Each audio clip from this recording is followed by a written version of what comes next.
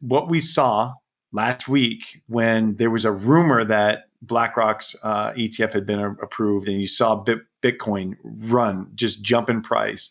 It was about 10%, I think, in a matter of minutes, right? So that in and of itself is an indication that there's pent up demand for this. I do believe that once we have the three main or four main ETFs approved, that the spot ETFs approved, that there's going the market value of Bitcoin could double very quickly. It would actually surprise me if we don't double, or at least have some sort of major 50, 60, 70% move. At this point, pretty much everyone agrees that the U.S. Securities and Exchange Commission has to, as a matter of urgency, approve at least one spot Bitcoin exchange-traded fund. Last week, JP Morgan analysts published a report stating it was most likely that a spot Bitcoin exchange-traded fund would be approved before January 10. Bloomberg intelligence analyst also said there was a 90% chance of a Bitcoin ETF getting approved by January. During a recent interview with CNBC, SEC Commissioner Hester Peirce said she believes the agency should have approved a spot Bitcoin fund about 5 years ago, and she's been mystified by her colleague's decision not to do so. Yesterday, during a CoinDesk interview, CFTC Commissioner Summer Mercinger said she believes the market is ready for a spot Bitcoin exchange-traded fund, and that she's not surprised about all the excitement and market optimism. What we are seeing right now is a steady change in narration, with these regulators going from almost demonizing anything cryptocurrency related to supporting this, most likely because of the big names involved. According to renowned macro analyst and former hedge fund manager James Lavish, a spot Bitcoin ETF will go a long way in moving prices and setting the stage for the next crypto bull cycle. When the long-awaited announcement finally comes, which by all indications is now a foregone conclusion, Lavish is certain that Bitcoin's prices will double and probably smash the previous all-time high of $69,000. And the clincher? If that announcement comes in within the next few weeks and the Fed signals it's pausing rate hikes at its November meeting, we could be looking at a really impressive crypto price rally way before the halving. Before we listen to Lavish's insightful comments about spot Bitcoin ETF approval, BlackRock, and more, please take a little time to like this video, subscribe to the channel, and turn on post notifications for more videos like this. Thanks and enjoy. Gary Gensler hasn't really had, in my mind, he hasn't had reasonable, defense for not allowing the spot Bitcoin ETF to be approved to this date. And so, but when you have large, massive players who have, between the two of them, tens of trillions of dollars of assets between BlackRock and Fidelity, it's tremendous pressure on them all to figure it out, because it's saying that the people want this. Investors want this. They want this easy version of Bitcoin for them to be able to buy and sell in their portfolios. And why it's so important is, I've talked about this before, is that, look, it's very difficult for small institutions and even some large institutions to buy and own Bitcoin. It's a very large, it's a tall hurdle for them to get over in their own operations, right? Because there are legal issues, there are settlement issues, you've got to, who's going to custody the Bitcoin? Where's it going to trade? How are they going to market? There's a lot of issues they have to work out. And it's easy for you or me to just go into Coinbase, buy some, put it in a wallet, no problem. But for the institution, it's much, much, much more problematic, and it's a larger question for them. So what does this ETF do? Well, it translates Bitcoin into the securities language that they already know and speak, and they do business in every day. They can buy it on the New York Stock Exchange. They can settle it on the New York Stock Exchange. They can have their prime broker custody it, and they can margin against it if they need to with cash. And it's all right there. There's no difference between that and owning a spider for them. And so that's what's important. And so that in and of itself will bring, in my opinion, a tremendous amount of liquidity into this asset. It becomes so easy to buy. What we saw last week when there was a rumor that BlackRock's ETF had been approved, and you saw Bitcoin just jump in price. It was about 10%, I think, in a matter of minutes, right? So that in and of itself is an indication that there's pent up demand for this, and they know it. And so, even if a lot of that was short covering, it shows that we know that this is news that everybody's waiting on. I do not believe that this news is priced into the Bitcoin market yet. It's starting to get priced in today, as you saw, and I believe it will continue to do this. Of course, it's going to react to what's going on in the economy and market as well. It is still considered a risk asset for many holders. And so until we get through that period, it's hard to tell. But I do believe that once we have the 3 main or 4 main ETFs approved, that the spot ETFs approved, that there's going the market value of Bitcoin could double very quickly. And I don't think that would not be a surprise to me at all. It would actually surprise me if we don't double, or at least have some sort of major 50, 60, 70% move on the actual approval of a number of those. What in the macroeconomic world could mute that? Oh, I do think it could mute it in a way. It depends on what the economic situation actually is, right? So did we have a credit event like I was talking about, that we have just this V-shaped sell-off and a recovery because the Fed and Treasury jump in to liquidate the market, or provide liquidity to the market? Or is it something more along the lines of a long drawn out deep recession that just weighs on the economy for years and years, especially if we are still experiencing some stagflation at the front end of that? That could be a problem. And so that could weigh on it. But that's a longer term kind of event that it's difficult to price out today. But it could weigh on that top end of it for sure.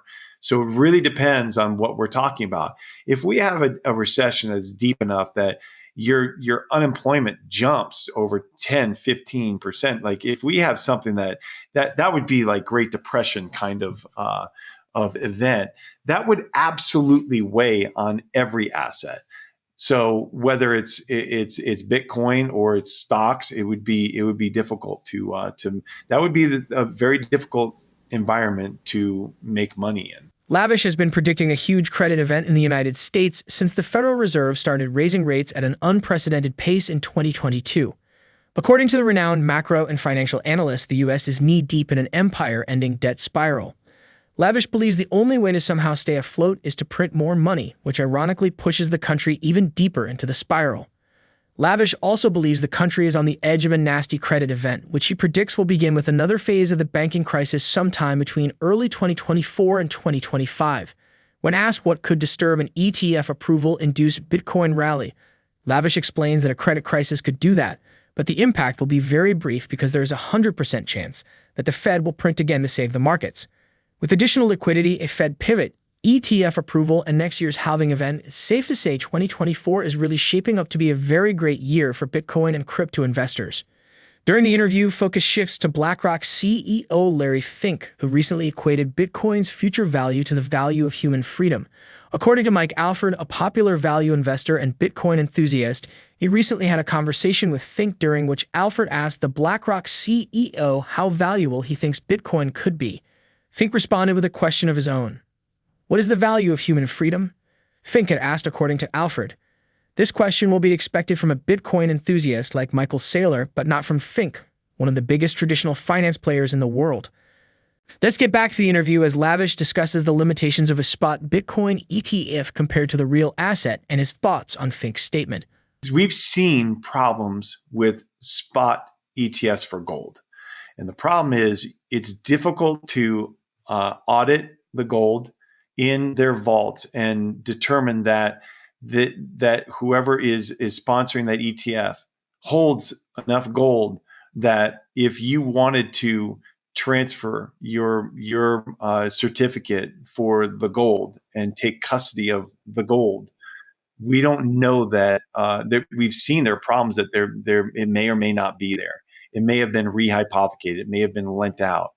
Now, the difference with a Bitcoin ETF, as long as it is clearly delineated this way, and the end of the final ETF that is approved is shown that it will uh, be able to be audited simply and show exactly where these addresses of every single Bitcoin it owns is, and that it hasn't been moved or rehypothecated, that it is sitting there exactly where in the wallets they say it is, or in that institutional custody they say it is, then it's different. That it won't have the same risk in my mind that you would with a gold ETF, for instance. Now, that said, we all know as Bitcoiners that there is nothing that beats buying and holding Bitcoin in your own wallet and knowing the address and your keys yourself. There's nothing that trumps that. As long as you keep hold of those keys, you memorize them, whatever you need to do, that is the only way that you can ensure 100% that your Bitcoin won't disappear. Because in reality, if you have an ETF, it's still somewhat of a paper market in that you have counterparties. You have BlackRock that's actually holding it, and you have to trust that BlackRock is holding it and that their custodian, if they're not using self custody, or if they don't have insurance on it through Lloyd's of London or whatever it is, that it is there for you. So there's always that question, always. And Right. you'll never be 100% sure. But I can tell you this, Michelle, if you're an institution and you're staring down the career risk of buying and holding Bitcoin yourself in wallets that you've created with your internal process, that's going to be a much, much larger, taller hurdle to get over than just simply buying an ETF just like you would buy GLD. It's so much easier. It will bring in money from that world that it's just not available right now. If you're a registered investment advisor, you likely cannot do it for the base of your investors. You have Christine Lagarde announcing the on-ramp of CBDCs out in Europe. And so that's not lost on either Mike or me, right? So the significance of this statement is that Bitcoin is the exact opposite of a CBDC. And that's the real point of all of this, in that you've got fiat that's troubled, that we're seeing is troubled. You've got endless amounts of debt that are coming into the market that are making every single dollar currency out there, whether it's the yen or the euro or whatever it is, every sovereign that is printing their own money and issuing their own debt, their currencies are becoming less valuable. You've got that problem. Then you've got the CBDC problem, where you have the European Commission saying that they're going to issue, it's just a digital currency. It's no different than what you've been using all along. That's a flat out lie. Of course it's different. And it's going to have restrictions for certain uses and for people in the future, in that you will not be able to use your money freely. That's not freedom. When you expend your energy and you store that energy in the form of money in order to use it later, that's freedom, as long as you can trust the money. But if you can't trust the money, then you can't trust the freedom. And I think that's the real crux of all of this. And that's the interesting part. And if Larry really believes that, and he really understands that, then BlackRock they're in the position to bring Bitcoin to a much wider audience, and that's the key to the whole ETF. Fink's statement about Bitcoin being synonymous with human freedom might be completely off-brand for such a big traditional finance player, but not for the newly reformed Fink. If we go back to one of his first interviews after BlackRock submitted its application, Fink talked about currency devaluation and how people's savings are getting decimated because of the constant money printing. He might be from a system that supports this, and these things might just be talking points to sell this ETF, but even he must realize that there is a lot of truth in what he's saying. However, if Fink is sincere, it shows how much confidence he has in Bitcoin, and his involvement will be very beneficial to the industry's development. What are your thoughts on Lavish's interview? Please drop your comments and observations in the comments section below. Also, ensure you like this video, subscribe to the channel, and turn on post notifications for more videos like this. Thanks for watching.